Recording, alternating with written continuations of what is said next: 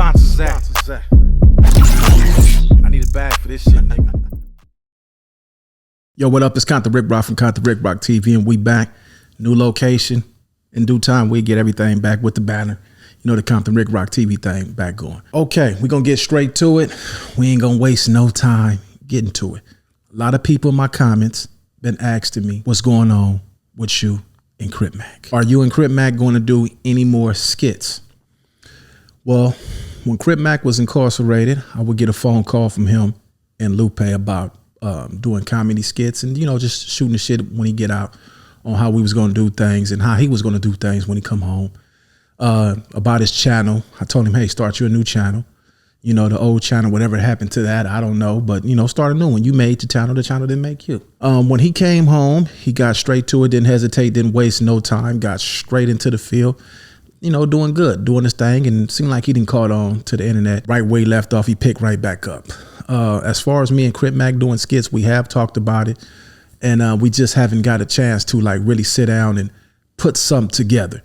We have, we set up one time that we was going to actually meet up and do a skit that I had planned out, me, him, and 600. We didn't, you know, really get around to it because he had to see his probation officer that day. And I guess I was running late due to the LA traffic.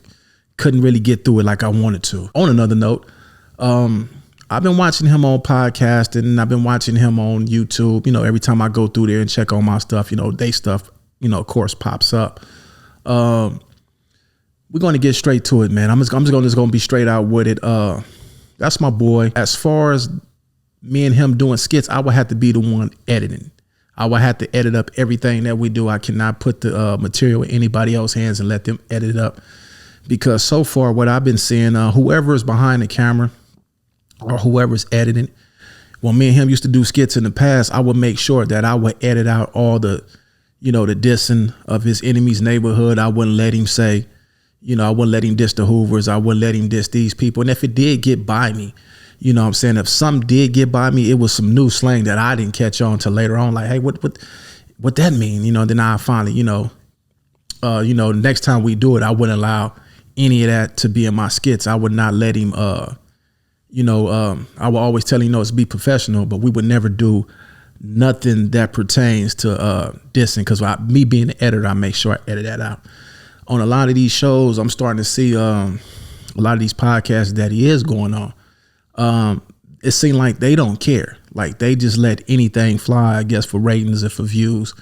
They wouldn't even edit out the disrespect. You know what I'm saying? I feel like if you guys really have love for somebody and really care about the young man, you definitely sit down with your editing crew and you'll tell them, hey, listen, these are the words that we're going to have to edit out. We cannot have this on here. We can't have him saying that on there, because not only that, it's saving him. Even though he got the big tattoo on his forehead, and when me and him was doing skits together, he had it.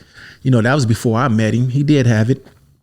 But at the same time, long as we wasn't putting it out there, throwing it in their face, aggravating them more, I just felt like by us working that it was cool. You know what I'm saying? It was cool if his enemies ain't caught up to him and did nothing to him yet. But if we aggravate them a little more, then, you know, of course we have a problem. And I don't want to get caught up in the streets. You know what I'm saying? Taking the internet thing, you know, for real, because it's all the internet. You know, me off the internet, you know, I didn't been incarcerated for a lot of the stuff that these guys talk about. I didn't really been in jail for a long time for some of these crimes. And I'm not trying to go back that way. You know what I'm saying? I'm trying to do the shot by rock. We trying to elevate with the filming. I'm doing my filming now. I didn't jump behind the camera. Director, the editor, what else you call it? Producer. You know, I do all that. So if I was to work with Crip Mac again, I would definitely have to sit down and edit everything up. I cannot put the material in somebody else's hands and let them edit up him just saying what he want to say. Because even though that's how he came to the social media world, by saying, you know, the things that he do say as far as the disrespect, but when he hooked up with Compton Rick Rock, that's when we put the comedy element to it and took it to the skit world. And if we're going to do skits again, like I said, we definitely got to sit down and let me do the editing. Because I'm not going to allow any of the disrespect when I'm behind the keyboard editing up everything.